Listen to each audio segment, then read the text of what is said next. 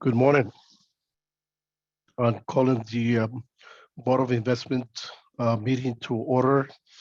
Today being Wednesday, February 9th, it is 9 a.m. I wanted my colleagues know that I may have to go silent for a few minutes because I have COVID and I'm dealing with a nasty cough. So please forgive me if I cannot help it and I cough in your ear. I will try not to do that. In any event, before we proceed, Linda, would you make the announcements? Absolutely. Thank you, Chair Santos. This meeting is being conducted as a virtual meeting. So I will do a roll call of the trustees to confirm their attendance. Mr. Knox? Morning, I'm here. Thank you. Mr. Green? Here, present. Good morning. Good morning. Mr. Kehoe?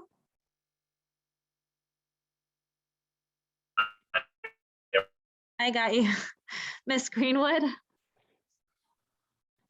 Mr. Jones? Present. Thank you. Mr. Miller? Present. Thank you. Mr. Kelly? Present. Thank you. Ms. Sanchez? Here. Thank you. And Chair Santos? Present. Staff participating in the meeting include the following: CIO John Grable, CEO Santos Cramen, CEO Louis Lugo, Chief Counsel Stephen Rice, Interim Chief Financial Officer Ted Granger, Senior Staff Counsel Christy Roseland, HR Division Manager Carly Natoya. Investment staff include Vache Masarajian, James Rice, Chris Wagner, June Perez, Esmeralda Del Bosque, Chad Timko, Calvin Chang, Magdalia Armstrong, Kwok Win, Didier Acevedo, Shelly Chile, Krista Powell, and the consultants include Makita Investment Team, Stepstone Group, and the Alborn Team. Trustees, please use the Zoom chat option to be placed in the queue. At this time, we ask all meeting participants to mute their mics until you're ready to speak, and now we may proceed with the agenda. Thank you, Linda. Moving forward, approval of the minutes for the meeting of January 12, 2022. So moved. This is David. Knox, I'll second. There's been movement second. Any changes, amendment, corrections? Thank Hearing you. none, roll call, please. Mr. Knox, Aye. Mr. Green, Aye. Mr. Kehoe. Okay. Ms. Greenwood. Okay. Mr. Jones, Aye. Mr. Miller, Aye. Mr. Kelly, Yes. Ms. Sanchez, Aye. Chair Santos. Here. Okay, the motion passes unanimously. Thank you. Report on closed sessions. Our report out from closed session will be posted on LACERA.com after the meeting. Thank you, sir. Moving forward, section 4, public comment. Linda. We have now received a request from the public to address the board. Thank you. Section 5, CEO report. Yes, Chair Santos, trustees, good morning, everyone. Very quick report. There are just two additional items that I'd like to mention. We have delayed our return to office plans until after the March Madness season, which are our busiest season. We are experiencing a high volume of calls, requests for counseling, and so we're anticipating a very, very busy, even busier March Madness season. And so staff is doing a really good job of working through all of the enrollment applications, retirement applications, and answering our members' questions, both in virtual counseling sessions and over our call center. So that's one item. I want to make sure that that you're aware that we have delayed our return to office plans. The other is we have a tentative agreement with our union partners. They're in the process of voting on the tentative agreement and ratifying it. I believe that the voting will be completed by the end of the week. We plan on coming back to the full board, both boards, to approve the agreement sometime in March. And so we're working through all of those particular issues. So in addition to the information that's contained in the report, that's my report. Be more than happy to stand and stand for questions.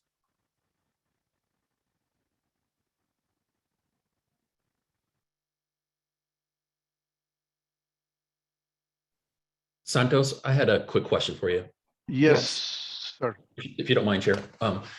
Santos, and I asked John this in his routine follow-up call yesterday, and he said he didn't know. So I appreciate, and I know it's a part of your report, but based on some other conversations I've had with some folks in other groups, they've mentioned the spike in disability requests, and there's kind of a connection to long COVID symptoms at all? Are you seeing any correlation at all to the spike in disability applications coming in as a long tail effect of kind of prolonged symptoms, kind of known as long COVID at all? Just a curiosity. Yeah, the number of applications that we've received that mention COVID in the description, there's about 18 of them. Most of those cases are unfortunately for members that have passed. We have not really received, it's really early in our opinion to make that connection at this particular point. I know that there was some law that was passed that talked about presumption for law enforcement folks and public safety, and you have to make a connection that the member passed in the course of their business and contracted it while they were at work. But we haven't seen anything in terms of the number of disability cases that correlate to long haul COVID cases at this point in time. But we anticipate as we start getting at the end of the year that there may be a spike as a result of our members learning a little bit more about the process that's been put in place as a result of the legislation that recently took effect on January 1. Thank you. Part of the difficulty, Mr. Jones, is the connection between getting infected at work vis-a-vis at home or going around doing your private business. So that's the biggest issue. The presumption, it applied to most healthcare workers and people facing the public, but it's really limited short time. So it's interesting to see how that will develop. Anyway, thank you for that. Any other questions? Hearing or seeing none, moving forward, CEO report, Mr. Grable. Good morning, Mr. Chair. Good morning, trustees. Mr. Chair, I hope that you're feeling okay. I want to thank Vache for driving slides today. Thank you, Vache. And if we can turn to slide 4, please. This slide shows the global financial markets through the end of January. The performance report that we'll discuss in a couple minutes on slide 9 is as of the end of December. And while they're 1 month apart, they're in 2 different years and 2 different realms as it relates to what the numbers show. January, as we see on slide number 4, was a very tough month for major asset categories. The broad equity index, as we can see in the upper left, was down over 5%. That includes somewhat of a recovery over the last couple of days of the month. We could see on the bottom left, and then if you look in the top right, the comparing US to global to emerging markets, that non-US and emerging markets outperformed US markets. What we can see in the bottom right is that interest rates rose in January. And as a result of rates rising, the broad investment grade fixed income index was down for the month. And we could see on this slide that it declined by more than 2%. A 2% decline in a month is very significant for investment grade fixed income. Investment grade, as we know, is part of our risk reduction portfolio. And maybe it's important to highlight that risk reduction doesn't mean, imply a guarantee. However, part of our risk mitigation portfolio includes strategies other than investment grade fixed income. It includes our diversified hedge fund portfolio, which was up about 1.5% during the month, notwithstanding fixed income being down. It's great that hedge funds in that month had a negative correlation to the fund as a whole, to the broad equity markets, but it shouldn't be an expectation that dampening fund volatility, which is the role of our risk reduction portfolio, doesn't necessarily mean negative correlation. If we could turn to slide 9, please. Thank you. And here on slide 9, once again, we're going back to December as opposed to end of January, is somewhat of a mirror image. December was a very strong month for the fund. We were up over 2%. This table shows that it was up 2.2%. The pension, as of the end of calendar 2021, hit a high watermark of $75.6 billion. The chart in the middle on the bottom shows that we have very solid cash position of under $1 billion, about $940 million. Cash management is a critical area for LACERA. Going into volatile markets that we saw in January, it's nice to have more than adequate cash. We focus on cash management. It's been the subject of business continuity, tabletop exercises, and I think that it is something that we excel at. The table on the right shows our asset allocation as of the end of December, and we are within our interim policy targets for all major asset categories. If we could turn the page. Before we move forward, Mr. Grable, really quick, given the numbers on the previous slide,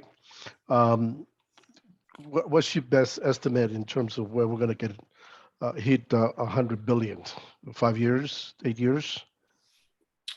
Oh, I don't necessarily have an answer. I guess we can come up with an answer based on rule of 72 and what our actuarial rate is of when we'll double, which would be 10 years or so. But I think that part of that is a calculus that is complicated because it assumes, or it ignores the fact that we're cash flow negative. But I don't want to speculate as to when.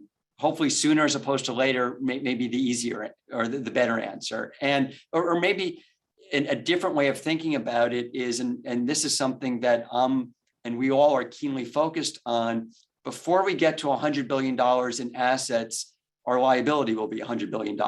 So as we position the portfolio, we need to recognize that we're not fully funded. We're better funded than we were a year ago, and that we have a more diversified portfolio than ever. And I believe that it positions us to manage that liability as that liability grows, and hopefully the assets grow faster. Thank you. So as this chart or this page shows, it's estimate for our performance for the month ending December, the quarter and the calendar year of 2021. The fourth quarter, we were up 4.4%. For 2021, we were up 17.4%. That's very strong performance. Going back to the question from the chair, when we get $100 billion, 17% net return years go a long way to helping us get there, because we're outpacing our liability with strong performance such as that. Maybe more important or equally important is that our performance is strong on an absolute basis and on a relative basis compared to our benchmark. We are outpacing our benchmark, showing that we have positive experience there. As the table on the top shows, All major asset categories were very positive contributors. It was a tougher year, as I mentioned on slide 4, for investment grade fixed income. And investment grade fixed income typically will have a headwind in a rising rate environment. And we are in a rising rate environment. One thing to note is when the board approved the new strategic asset allocation in May, we reduced our allocation to investment grade fixed income, notwithstanding an initial allocation to long-term government bonds, but net our allocation to investment grade has been reduced.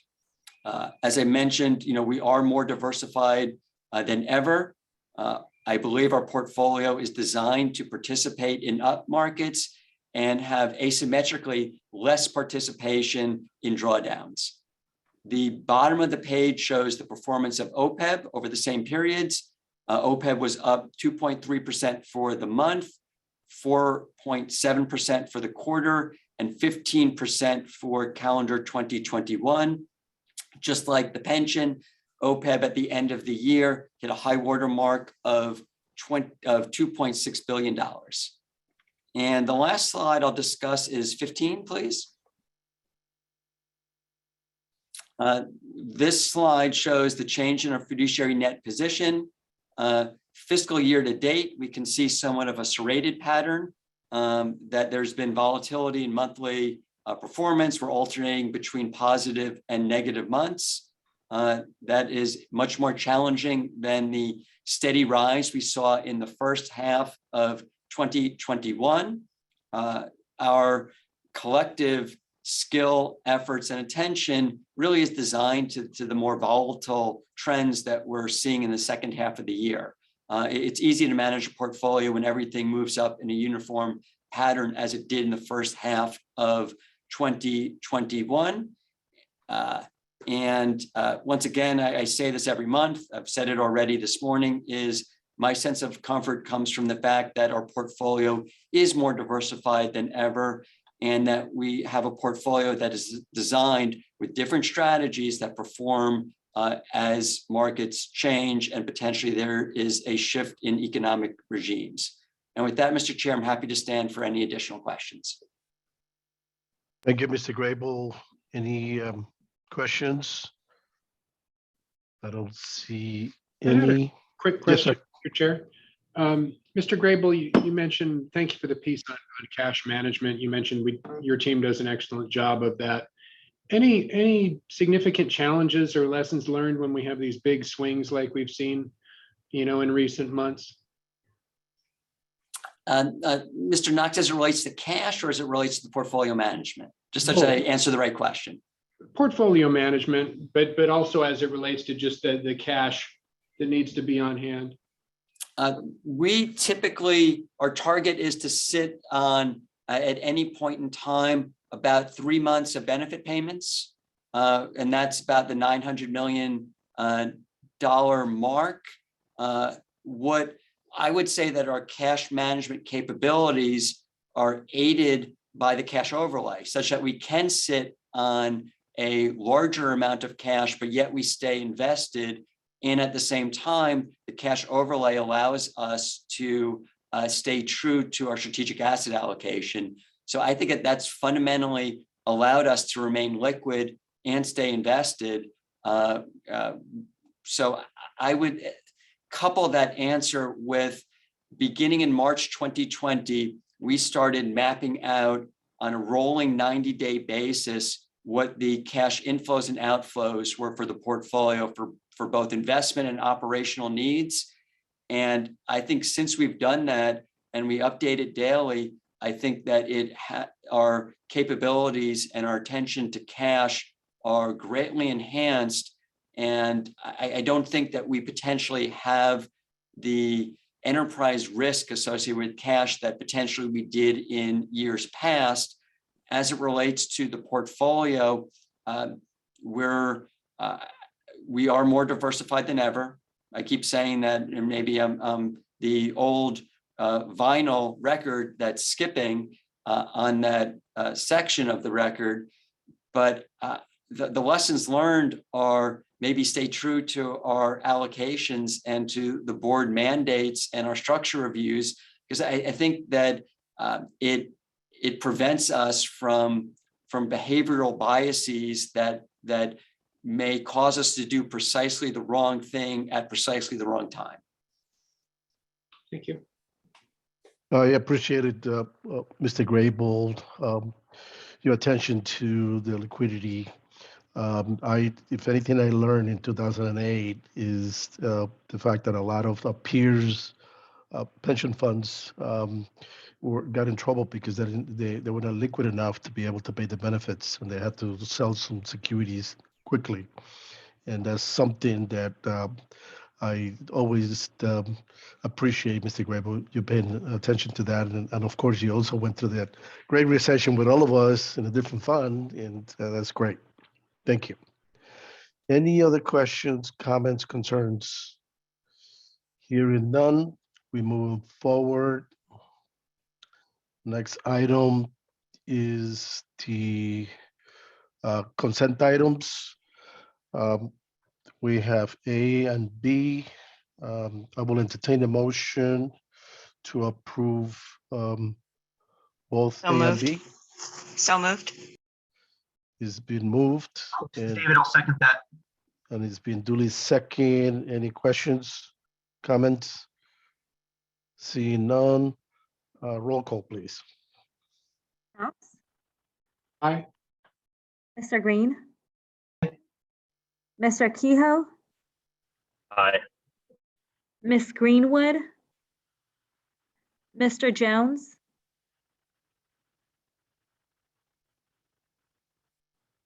Mr. Jones? Yeah. Thank you. Mr. Miller, Yes. Mr. Kelly, you said yeah. Yes. Okay. Ms. Sanchez, Aye. Chair Santos? Yes, Okay, the motion passes unanimously. thank you. Moving to section 8, non-consent items, subsection 8. The recommendation by Mr. Perez regarding consultant, general consultant. Morning, Chair. I think we're gonna see if Linda could move the Makita team to the waiting room while we go through this presentation. Yes, I'm doing it right now. Okay. Thank you, Linda. Thank you. Before we do that, I would like to ask a question of the Makita group before we let them exit. Okay, Leo's still in the meeting and I'll bring him back. Hold on one second. About Mr. Okay, they're all McCord. back in. Mr. McCord back in? Mr. McClure, he's back in. Okay, so a quick question. My understanding, Mr. McCord, is that as a consequence of the merger with the with another outfit, I forgot the name of the outfit right now, PC8, I believe. You're extremely busy running the firm. Is that correct?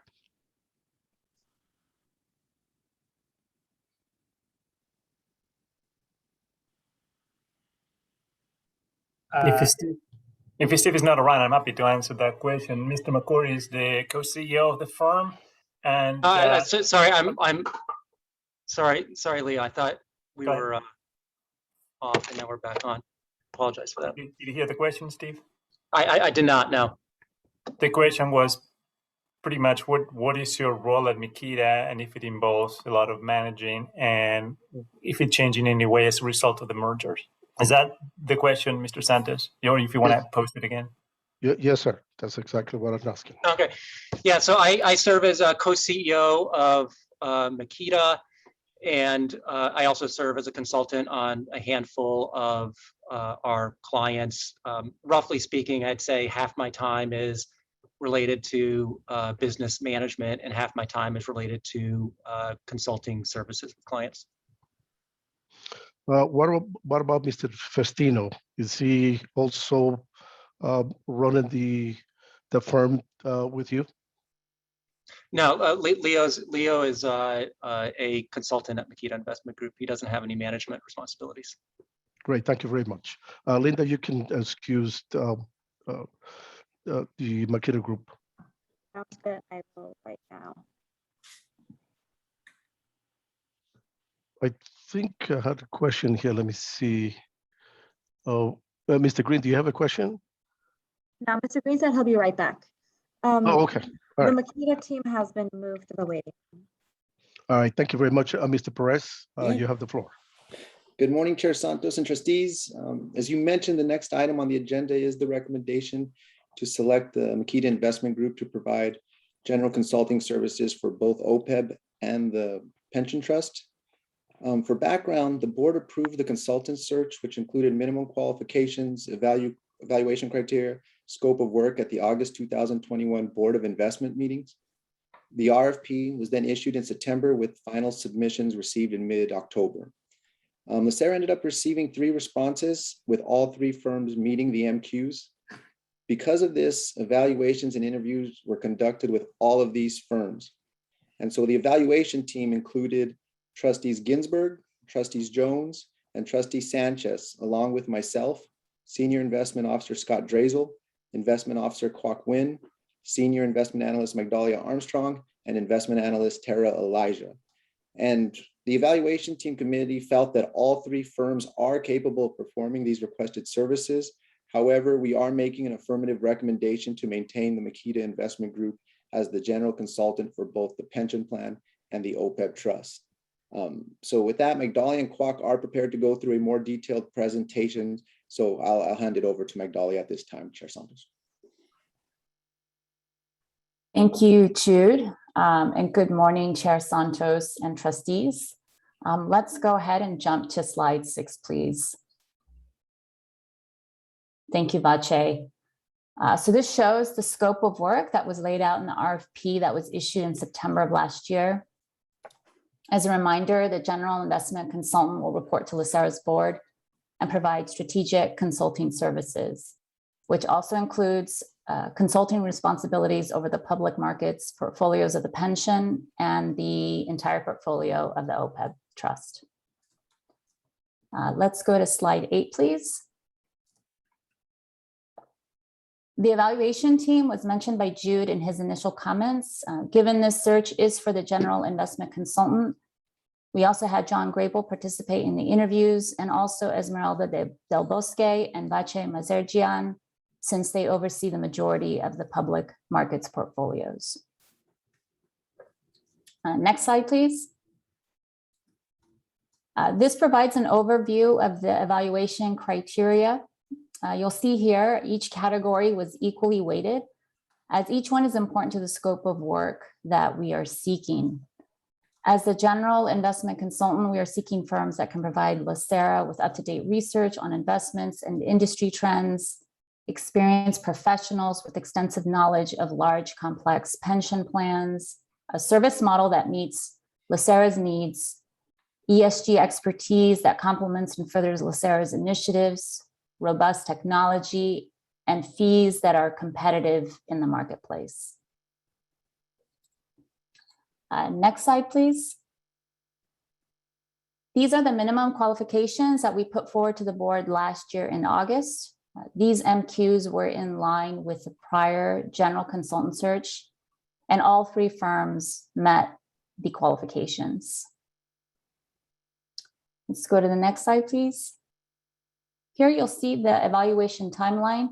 And as June mentioned, we received the proposals in mid-October of last year. The evaluation team began to review the proposals once they were received, and interviews were conducted in December. Let's go ahead and go to slide 13, please. So you'll see here that all firms advanced to interviews and all advanced as finalists.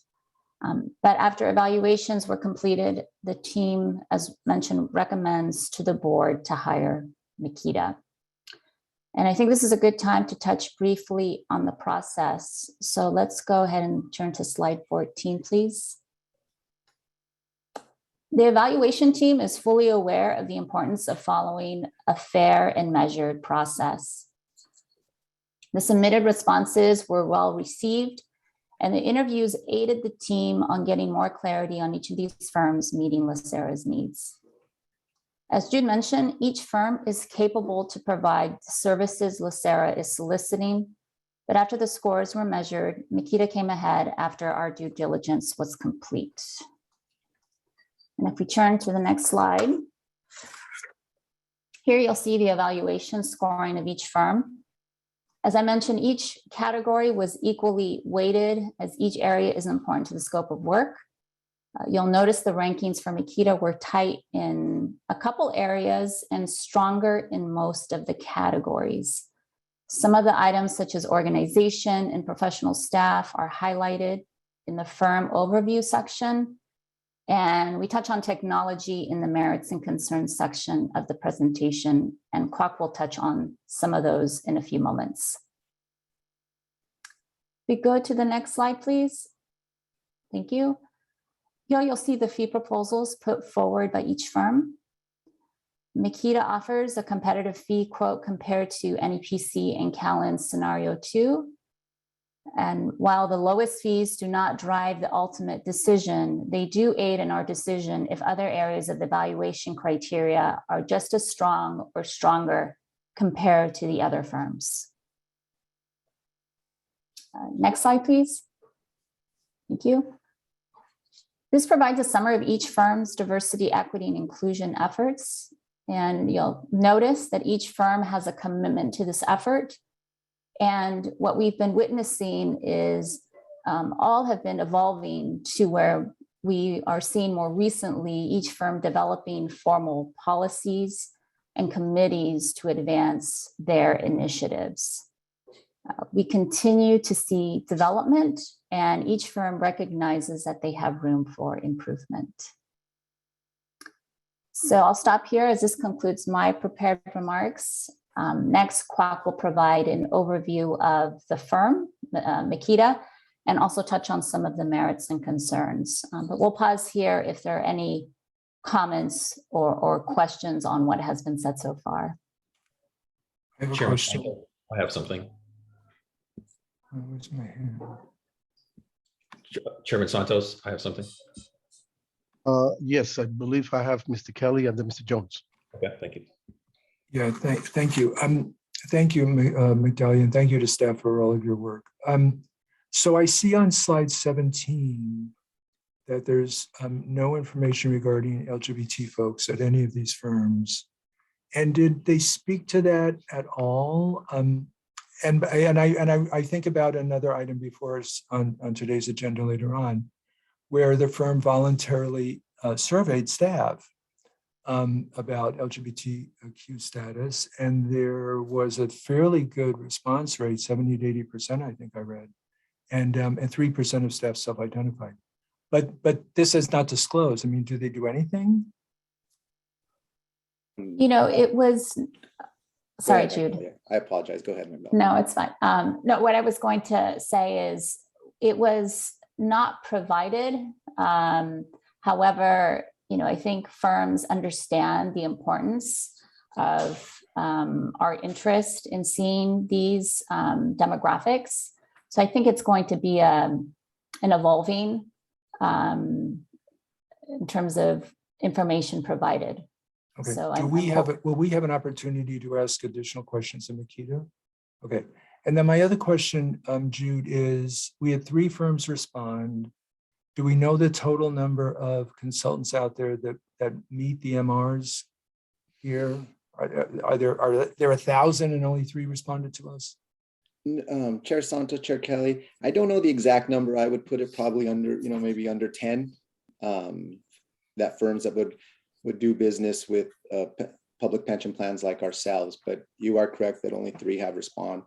A lot of the numbers you're seeing trending downwards are also due to, over the last few years, there has been a lot of consolidation with company mergers. We see that with this recommendation. Kwok will talk about it a little bit. For example, Makita went through acquired another firm and combined. So that's one reason you see the smaller numbers, Mr. Kelly. As part of this process, do we ever go back to the firms that met the MRs, who we know met the MRs and didn't respond, and just see if they have any information to share about the reasons? Yeah, so usually when we do RFPs, the RFPs we run is, for example, after this meeting, depending on what the outcome is, I'll contact the other firms, and I do, and the team does spend time debriefing with the other firms and just giving them an overview of the process, what we thought, and things of that nature. Okay, thank you very much. You're welcome. Right. And if I know I see John Grable Yeah, has a comment, I just wanted to add a little bit more context to Mr. Kelly's question, just so you're aware. In the 2015 search, 8 firms did submit at that time, but 2 of those firms have been consolidated. So as Jude mentioned, we've been seeing consolidation in the marketplace, and Well, assuming all 6 would continue to meet the MRs, that's 50% of the population. Yeah, I'm just wondering why it wasn't as why the number wasn't higher. That's all. Sure. Mr. Jones, if you don't mind, Mr. Grable has a comment. No worries. Mhm. And Ms. Sanchez may know better than most of us about trends in the investment consulting space. Some of the firms that responded in the past, I know I got a call from several of them saying they made a decision affirmatively not to respond to this. They were aware of it, but decided for their own business reasons, what they perceived as chance of success, the work involved in preparing an RFP, that they just made the decision not to. But firms were aware of this. Thank you, Mr. Jones. I can comment, Mr. Grable, on the back of that. If that's okay. How about Mr. Jones and then Ms. Sanchez? No, it's okay, since Gina's comments directly linked to that, and then because my question will be distinct. Got it. Okay. Thank you. So, Mr. Kelly, I was actually going to chime in. So, Mr. Grable's spot on. If consultants know that the current consultant is still being considered in the RFP, it's considered a more challenging competition because incumbents, consultancies tend to the cost of changing consultants is very high. So if you are going to do that, unless the firm announces that they're terminating the consultant and not considering them in the new RFP, which does happen, when that happens, you will see everyone under the sun come out for the RFP. But RFPs are expensive, they're exhausting, and they're time consuming from a consulting standpoint. So you only spend the kind of time that it takes to fulfill a public sector RFP if you think you have a chance at success. So that's just the reality of how this works. Unless we had come out and said, we're firing Nikita, it was going to reduce the number of respondents to those who thought they had a real chance. So, and I would argue that actually these were very, very strong. This was a very strong round. So I don't think that we necessarily suffered as a result of that. Mr. Jones, thank you, Ms. Sanchez. Yeah, that was, I was going to bring that up, that in the presentation, Ms. Armstrong, what you brought up, I know from my conversation with Mr. Grable that the switching cost notion provided a sufficient hurdle to say, okay, if we're going to consider these other 2 applicants. So my question just in your presentation, should I just be implied, or should we make it more explicit in terms of the switching? Because I know that that data point played a significant role in how I evaluated the other 2 beyond the other kind of features that were there. They needed to be that much stronger for us to kind of endure the switching costs in order for us to be willing to do that. So just not sure from a presentation or record standpoint whether we should include some component of that so it would be better understood by others who would be looking at the process. Thank you, Mr. Jones. Staff, are you done with your presentation? Kwok, do you want to continue with the merits and concerns? Sure, I can proceed with my section, but to the extent as the board wishes also. Yes, Mr. Kwok, okay. you got the floor. Sure. Next slide, please, Vache. So good morning, Chair Santos and trustees. So as mentioned in prior commentary, the evaluation team recommends that the board select Makita to continue providing general consulting services for the pension plan and OPEB trust. Additionally, we recommend maintaining the same client team, but request a rotation among the lead consultants within the team, similar to how audit firms rotate partners on the same client engagement. Next slide, please. This is Makita's overview slide. Given that some trustees are newer to the Board of Investments, still might be worth going over. Makita started their business early on by providing advisory services to the Harvard Endowment. In 1978, they took on their first pension client, and 10 years later took on their first public plan client. Today, Makita is one of the largest investment consultants in the US, advising over 1.8 trillion in assets, with approximately 1.6 trillion advising on public plans. The firm is independently owned, and 100% of the firm's revenues come from consulting services. The firm offers no other services or products. Makita has over 230 employees, of which 158 are investment professionals, and the firm is equipped with portfolio optimization tools and a dedicated research team to help clients with their strategic asset allocation decisions. Makita's proposed client team is the same team that is currently advising LACERA, which is led by Steve McCourt, who we heard from earlier, the co-CEO, and Leo Festino, who we also heard from earlier, alongside Tim Filla, managing principal, who the board is familiar with, and Asen Killick, executive vice president, who is relatively newer to Makita and the LACERA account. Next slide, please. This slide discusses the firm's merits as identified by the evaluation team. I'll name a few in no particular order. First off, Makita is the incumbent general consultant, which Ms. Sanchez touched on earlier. They have a good understanding of LACERA, along with LACERA's portfolios and investment beliefs. Secondly, the firm is well-resourced with a consultant to client ratio of 3.3 consultants to every one client. This is the lowest or best among the three respondents. Last point I'll make here is that the firm has few conflicts. Makita is independently owned by its 71 shareholders and does not sell research to investment managers, a practice that can lead to potential conflicts when also recommending investment managers to clients. Next slide, please. This slide includes the evaluation team's concerns and mitigants. One concern that I'll highlight is Makita's growth in assets under advisement, or AUA, which has more than doubled since 2018. And that concern is that Makita's consultants and resources could be more stretched due to that growth. However, we note that the primary driver of that growth in AUA was the merger in 2019 with PCA, or Pension Consulting Alliance.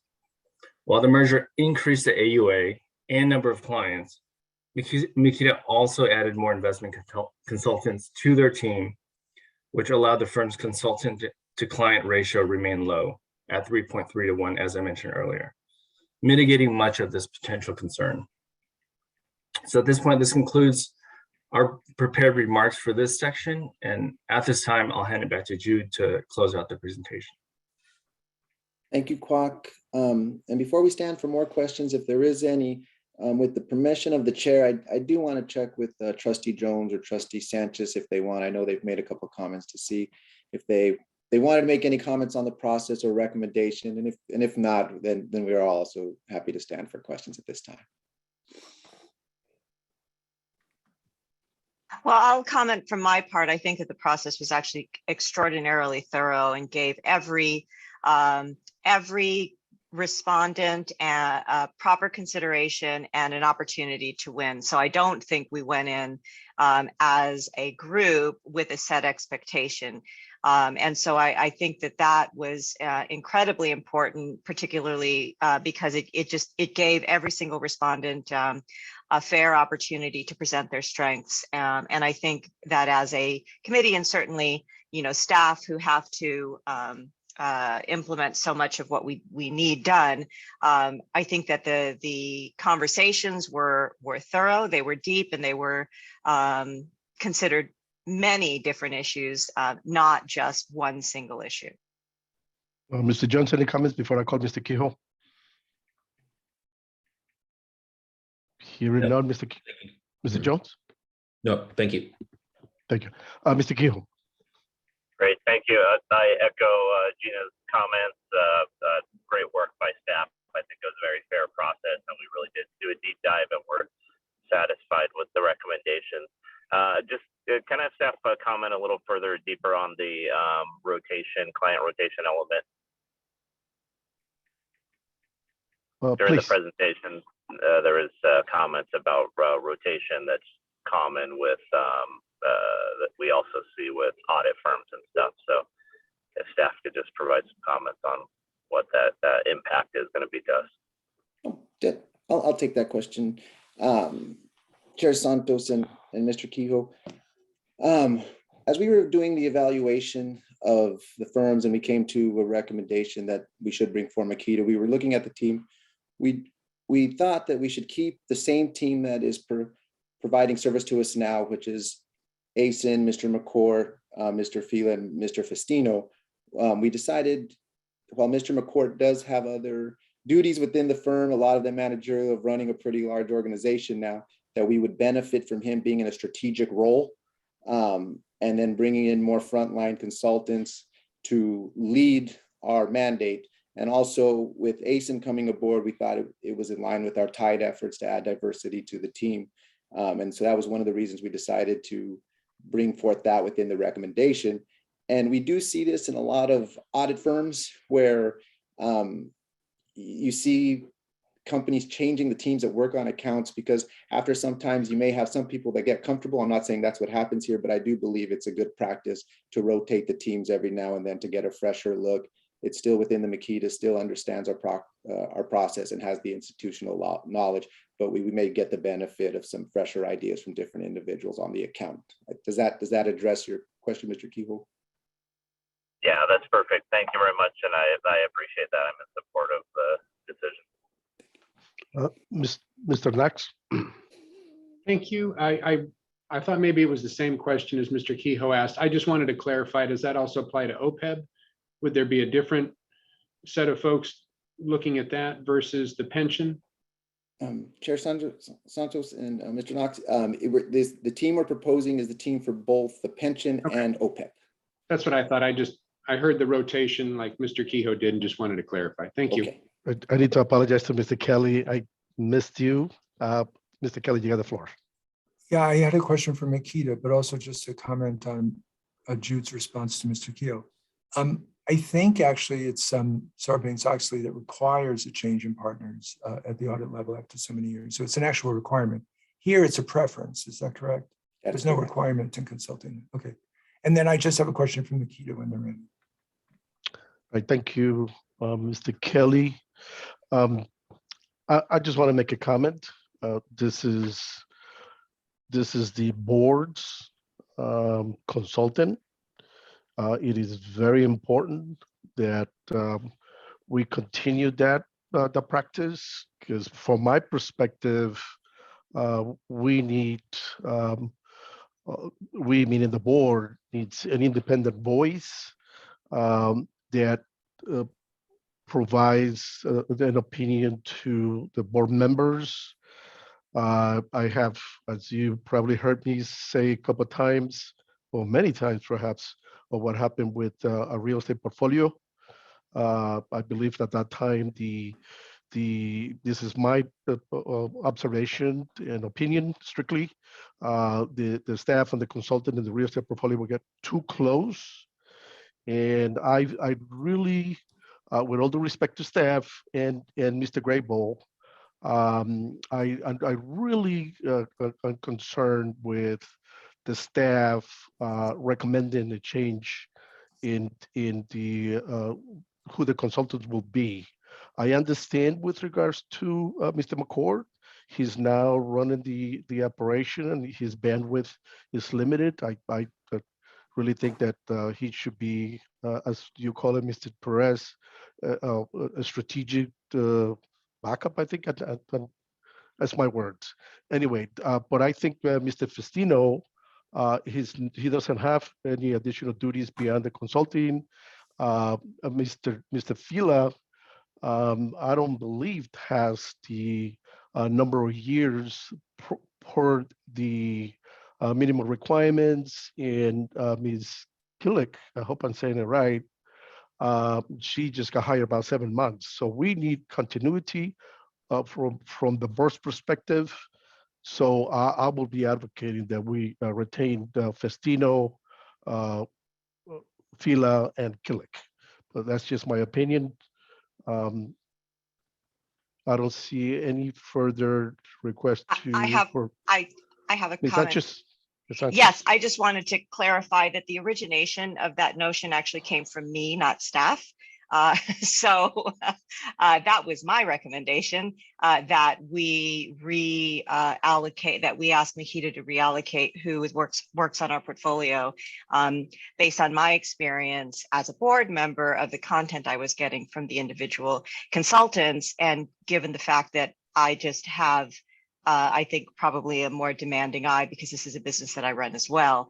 And so that was my recommendation. So just be aware of that.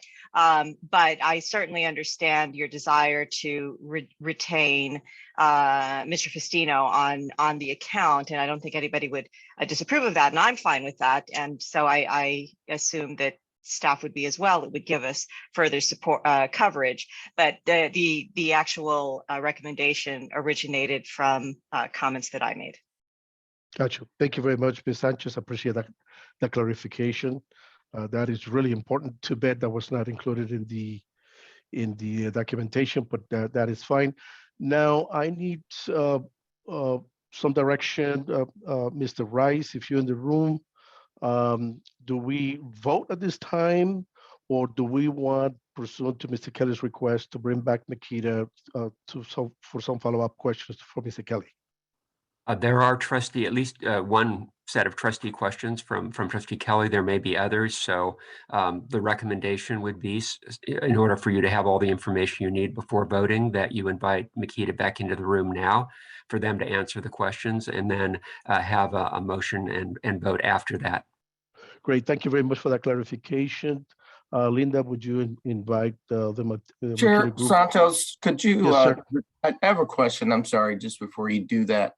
So my question is kind of from the opposite end. Why would it not be beneficial? And this is really just for curiosity and for the record, but why is it beneficial to retain the same firm as opposed to bringing in new blood, a different firm? And I'd just be interested in knowing why outside diversification is not appropriate in this case. And that's for staff. I can also comment as well. Okay, sure. Trustee Sanchez, I'll if it's okay with Chair Santos, I'll go after you if that's all right. Yes. That's fine. Okay, so Mr. Miller, hello. So one of the challenges with very large organizations like ours is that changing the asset allocation and changing the philosophy of how we approach what we do has to be done in an evolutionary way, not a revolutionary way, because the costs of completely switching how we do things when you have $71 billion at play has to be done very strategically and over time. And as you build a relationship with a consultant over time, if you look at the average life of consultants just across most pensions, they're actually 10 plus years. And there's a reason for that, because institutional knowledge does play into that. Whenever you see consultant switching, you often see radical changes in the portfolio. And so you have to be very careful about how you do that. And so entertaining a new set of eyes can be done often within a consulting firm without necessarily having to sort of full stock change the firm that you're working with. There are times, however, when that is completely appropriate and you as an organization feel like you connect better with another group of consultants and that your perspective is changing. That really wasn't the case here from my perspective. However, there will be times when that absolutely does make sense, and you do see it happen within the industry. But if you study the pension industry and how it tends to relate to its consultants, that's one of the key elements, is that, if you have anywhere over $2 billion, you're not going to willy-nilly make changes to your portfolio just so that your new consultant can say, see, look what we did. And so it's our fiduciary obligation not to invite excess cost onto the portfolio in the form of changing our asset allocation, causing bid-ask spread as we sell and buy new instruments into the portfolio. It can be actually rather disruptive if you're not careful about it. So that's the one of the bigger reasons. And so, you generally look for new blood, new perspectives, new sets of eyes by the rotation that we have recommended, which is to bring on new perspectives on our team from within the organization. Okay. But maintaining a sort of a consistent path, if you will, for this, tanker that we have been. And by the way, Mr. Grable has, over the last 5 years, orchestrated a tremendous shift in our asset allocation. And it has taken us over 5 years to get here, having slowly continued to change how we do the portfolio. The portfolio 5 years ago has already undergone a tremendous shift. And so it would be, I think, challenging to try another one so soon. And I would also applaud Mr. Grable that it has been, those decisions have actually borne fruit, particularly during the pandemic. Mr. Miller, do you I have a follow-up? appreciate that. Thank you. All right, thank you. I have Mr. Green and then Mr. Knox. I just wanted to applaud all the hard work that was done on the search. And Mr. Chair, I know that we're going to have some further questions. Let me know when it's appropriate. I'd like to make a motion to accept this recommendation to keep Makita per the recommendation of the group. Let me know when that's appropriate. Copy that.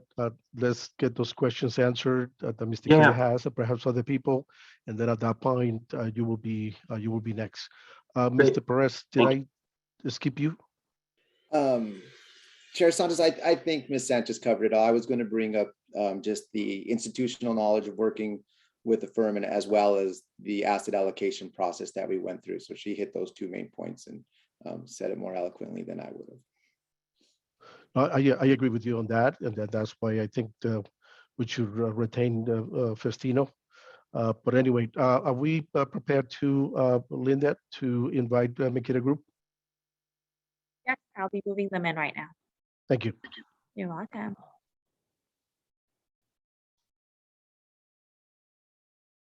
Okay, they're moved in to the meeting now.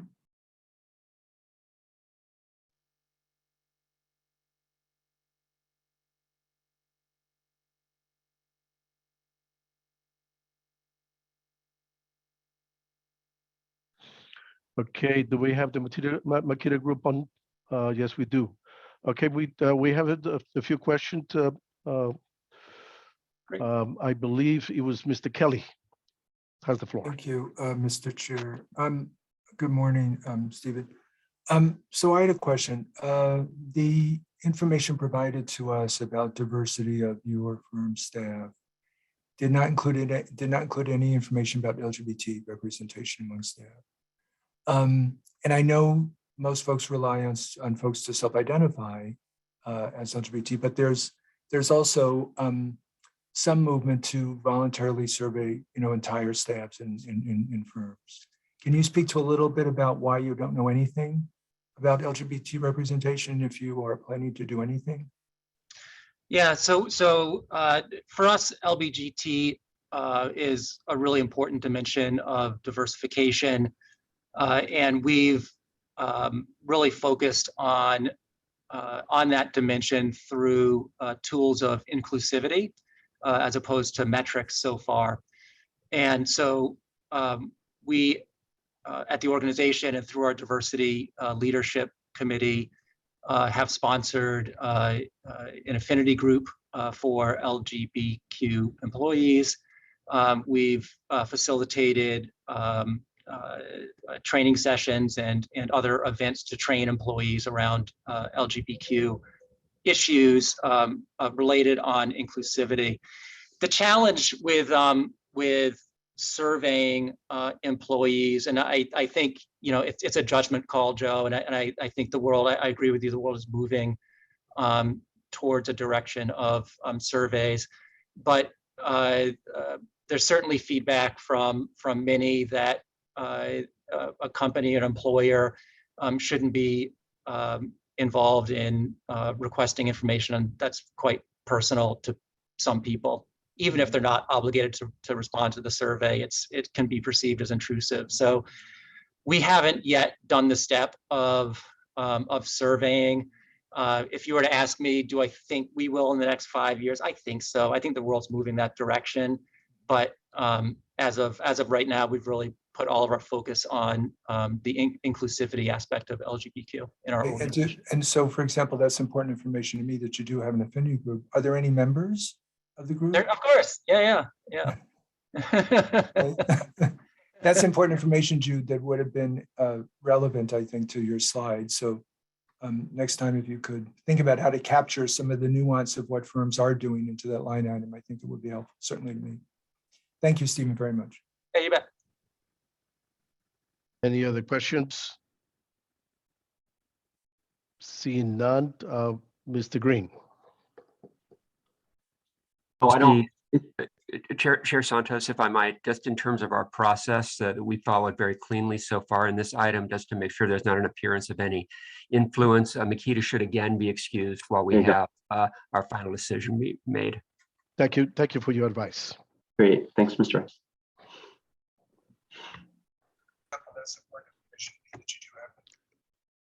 Linda, let me know when they have been placed on the waiting room. Okay, everybody has been moved to the waiting room. Great, thank you. I believe Mr. Green has the floor. So I'm going to again thank the group for all their hard work and how much work went into it. And then I'm going to again make the motion to recommend Makita. I'll second that. For clarification, does that include Mr. Festino and the other two individuals Yes. in putting Mr. McCourt as a strategic consultant? I think that's the name that was called. Right. Given his new role, that he'd still be involved, but he wouldn't be the lead. That's my understanding. Is that correct? That's part of the motion. And your second is consistent with that, Mr. Kelly? Yes, sir. Okay. Great. Any questions, concerns? Hearing none. Roll call, please. Mr. Knox? Aye. Mr. Green? Aye. Mr. Kehoe? Aye. Ms. Greenwood? Mr. Jones? Aye. Mr. Miller? Aye. Mr. Kelly? Yes. Ms. Sanchez? Aye. Chair Santos? Yes. Okay, the motion passes unanimously. Great. Thank you very much. Moving Thank you. forward. Subsection B, recommendation by Mr. Rice regarding the powers and duties of the investment board trustees for the upcoming election. Thank you, Chair Santos and trustees. Makita can be readmitted at this point. I see that. Okay, I see they're being admitted. This is the annual review of the powers and duties that are used by the county for the trustee election process, and also posted on LACERA.com for reference of members, the public, and other stakeholders about what you as trustees do. We have the powers and duties reviewed this year, not only by our internal legal resources, but also by fiduciary counsel, Mr. Klausner. We've only recommended two substantive changes. One is to add a reference to the JOG-C, which was not previously there. We mentioned the audit committee as a joint committee, but not the JOG-C. So we've added that reference. And then also we've added language in the other fund administration responsibilities of this board, the responsibilities in connection with personnel matters, particularly the CEO and the CIO, where this board has sole responsibility to support the appointing authority of the CEO. So with that, I'd be happy to stand for questions. Thank you. Any questions? I'll move the item. It's been moved. This is David. I'll second it. Okay, it's been moved on second. A quick question, Mr. Rice. It may not apply to us, but I just want to ask the question. Now, the board of, my understanding is that the board of supervisors is moving to terminate the employees that haven't or have refused to get vaccinated or provided an acceptable exemption. I hate to see a candidate win the election, but then the candidate is terminated. So is that just the county has to deal with that? Does it involve us, Mr. Rice? Is that? Yes, that insofar as their status as a county employee is concerned, that's for the county to decide. Those candidates would be county employees for the seat that's open this year. As far as their participation in our meetings and as a LACERA trustee, that once they're elected, that would be for LACERA as an organization and this board to consider how issues such as that would be addressed. But as far as employment status with the county, that is beyond LACERA's purview or the purview of this board. Great, thank you very much. Any other questions? Hearing none, roll call, please. Aye. Mr. Green, Aye. Mr. Kehoe, Aye. Ms. Greenwood, Mr. Jones, Aye. Mr. Miller, Mr. Miller,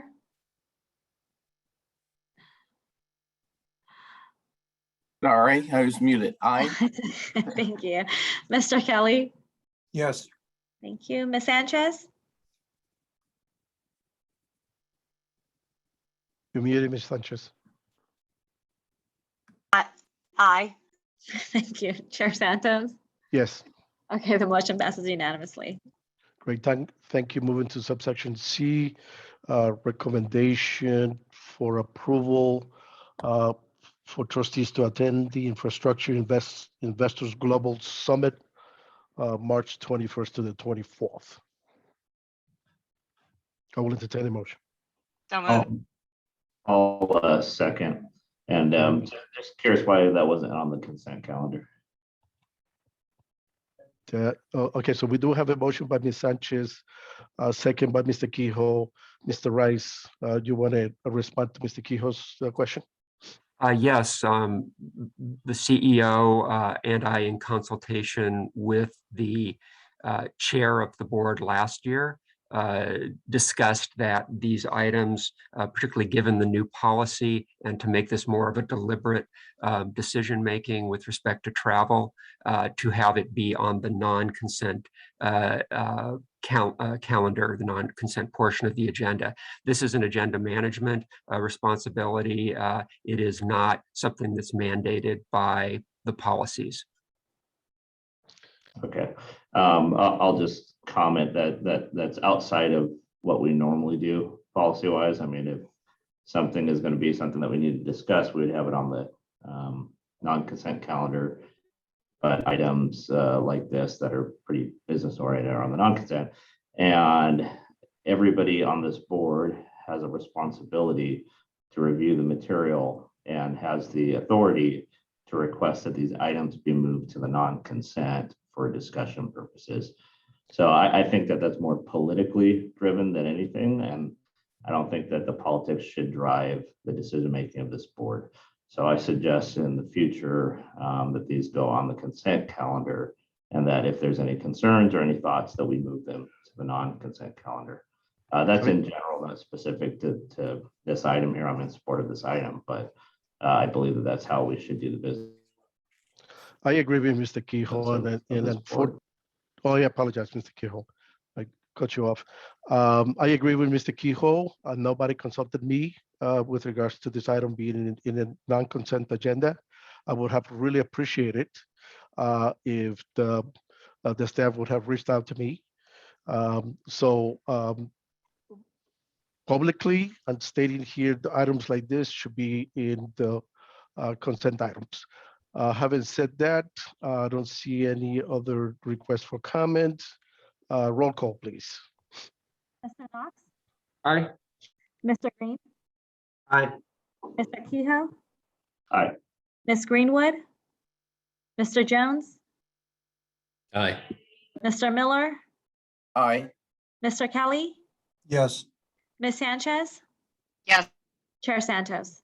Yes, Okay, the motion passes unanimously. great, thank you. Moving forward to section 8, non-consent items, recommendation by the Corporate Governance Committee. That's Mr. Kehoe, I believe, the Joint Organizations Committee. Any, I will entertain a motion. I'll move it. I will second that. So I'm sorry, just for clarification, we're talking about the secretarial classification, correct? Whatever the item is that I call, yes. Okay, so I just wanted to make sure that that what we're asking you to do is to approve all of the items with the exception of the senior management secretarial item that Mr. Grable and I would like returned back so that we can evaluate his needs based on changes in his particular division. Is the I'm sorry, is the staff recommendation item D worded with that inclusive? I'm sorry, say that again? Is item D worded like that, or do we have to amend our motion to be No, I'm consistent trying to- with the Board of Retirement? You will have to amend the recommendation. Okay, then if there's no objection by Chair Santos, I will include what was just stated, which is also concurrent with what the Board of Retirement approved. No objection, Mr. Kehoe. So we have a motion by Mr. Kehoe. I forgot who seconded that. Oh, you did. Oh, I did. Okay. Blame COVID, man. I'm out of COVID it. is hitting you hard. Jesus Christ. Okay, so we do have a motion and duly second. One quick question. Somebody reached out to me yesterday and asked me, this does not involve the board executive assistants being in Linda and Bonnie, correct? It does not. All right, great, thank you. Roll call. Mr. Knox, Aye. Mr. Green, Aye. Mr. Kehoe, Aye. Ms. Greenwood, Mr. Jones, Aye. Mr. Miller, Aye. Mr. Kelly, Yes. Ms. Sanchez, Aye. Chair Santos. Yes. Okay, the motion passes unanimously. Great. Subsection B, recommendation by Mr. Jones regarding the real estate structure review. Staff? Mr. Chair, I believe that was part of the consent agenda. Yes, Okay, no questions? I entertain a motion. that was approved in the consent section, Chair Santos. Oh, there was? Oh my God, I'm really losing it then. Okay, I apologize. Red reports, Mr. Santos. But we had a report, okay. I apologize. All right, oh my God, where am I? I'm totally lost here. Okay, reports. Any presentation by staff or regarding any of the reports A, B, C, or D? No. Who was that? That was Linda. And no, we don't have any presentations for the reports portion. Okay, I will deem didn't receive on file. I think at this point, we're going to item for staff review. Yeah, so the only item was the board requested that all education and travel reports be placed in the consent portion of the agenda moving forward. Great, thank you for that. Go to the order, Linda. Mr. Knox? Good morning. Just quickly on the travel item, that was less about being politically motivated or some whim of the chair from last year, and came out of a recommendation from our discussions on the policy, a recommendation from the CEO about transparency. From a agenda management, perspective, it takes, 1 minute to do the same thing as non-consent. Plus it just, shines a light on what we're doing. And we also discussed this when Mr. Bernstein, as I recall, had an item last year. So this is not new or a surprise. But that said, I was chair last year, and if the agenda is managed differently, it is what it is. So thank you. Thank you, Mr. Knox. Mr. Green? Oh, I just want to thank John and our incredible investment team. To see the numbers is incredible as they are. I've got my bottle of champagne chilled from when we had $100 billion. So I'm ready. So just want to say thank you for that. I remember years ago when I would talk about LACERA being $100 billion, people would roll their eyes, and it's remarkable all the progress that our staff and our consultants and our board has made towards getting close to that goal. So just want to say thank you again, and all the hard work that went into the search for our consultant, and also thank Santos Kreiman as well, our fearless CEO, for his I'll choose my words carefully here. Resolving the negotiations. Hope that's okay. Steve Rice would be kicking me in the shins if he's next to me probably. But I just want to say thank you for all your leadership on that. And then also working with the board and our members that work at LACERA on the return to work plan. Appreciate it. And I know you have to brace yourself for March Madness, but just want you to know we appreciate all the hard work that you do every day. It doesn't go unnoticed. Thank you. And last, just thanks to Chair Santos for being ill and still chairing the meeting, and just shows your dedication. I'm not your doctor, so I'm not going to tell you what to do, but after this meeting, you probably should rest and take care. I'm not going to turn into your mom, Herman, but you should take it easy. I've been through it, and just not anything to play with. So just cuidado. Thank you. Ms. Sanchez? Yes, I have a brief disclosure, which may not seem immediately applicable, but could be applicable later. So I'm simply doing this as a matter of anticipation. My company, Chantico Global, has an existing relationship with Pershing, which is BNY Mellon's custodial and clearing arm for their wealth advisory. And that is considered a remote interest under Government Code Section 1091B8 because the relationship has existed for more than 5 years before my current appointment to the Board of Investments. And this requires me to disclose the relationship and recuse myself from any matters relating to Pershing, which is an entity that is separate from the entities that LACERA contracts with. However, out of an abundance of caution, I'm voluntarily providing disclosure and recusing myself from any potential LACERA contracts with any BNY Mellon entities. Moreover, Chantico Global has recently spun out a new entity, Chantico Technologies, as of January 29th, 2021. I'm very excited about that. Chantico Global may consider making new contracts with BNY Pershing in the future, which I will plan to disclose with LACERA's chief counsel when and if such contracts should materialize in order to ensure compliance under Section 1090 and address any ethical issues that may exist at that time. That's my disclosure. Thank you. And Mr. Chair Santos, please rest. Thank you. Okay, next I will call on Mr. Kehoe. Great, thank you. Herman, I hope you're feeling better, so definitely get some rest. And once again, I appreciate all the hard work from staff on this, and I'm also glad to be continuing our relationship with Makita. We have a solid team here. We're doing some amazing stuff, and it's all under the leadership of Mr. Grable. So thank you so much for everything that's going on. I'm looking forward to many positive years in the future and many positive years in retirement. Thank you. Ms. Green was not here. Mr. Jones?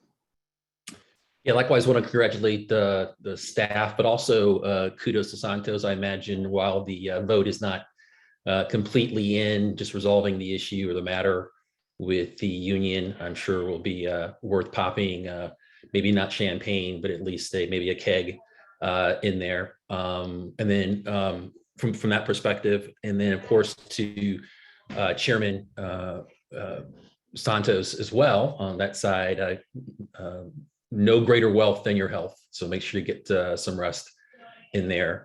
If anything, the pandemic has taught us is what's really essential there. Otherwise, go Rams. I do have a soft spot for the Bengals, having grown up in Cincinnati a little bit, and my sister's a fan club president in Atlanta still, but I will be donning my blue and gold and hoping that the Rams bring it home. So enjoy your Super Bowl weekend. Thank you. Mr. Miller?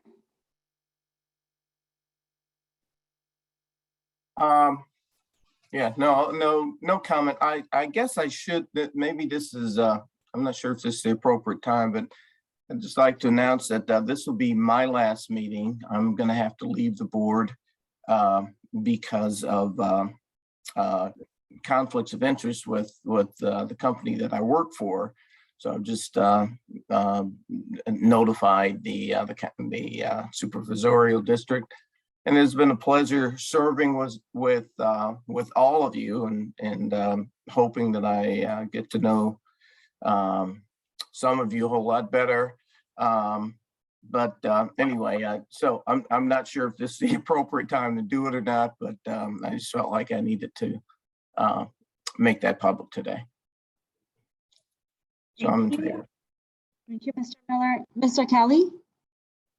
Thank you. Feel better, Mr. Chair. And I want to thank Trustees Sanchez and Jones and Ginsburg for your help on the Makita Evaluation Committee. I think it was great that the board had representation because it is a contract with the board.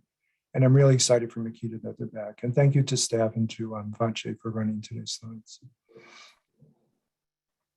Thank you. Chair Santos. Yes, thank you. Thank you for the well wishes from my colleagues.